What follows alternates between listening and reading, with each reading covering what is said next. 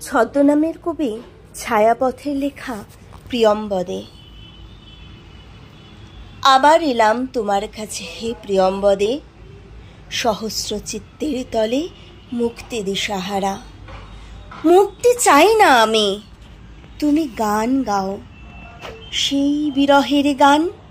তোমার পাশে বসে আমি বিরহে গলব, প্রাণ ভরে কাঁদবো আর একবার।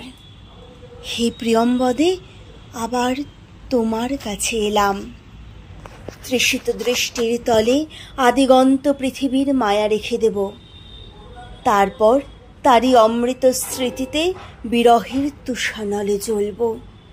প্রাণীর সমস্ত আধান শুষ্ক থেকে হবে শুষ্কতর, দেহের বাঁধন শিথিল হয়ে পড়বে লুটিয়ে।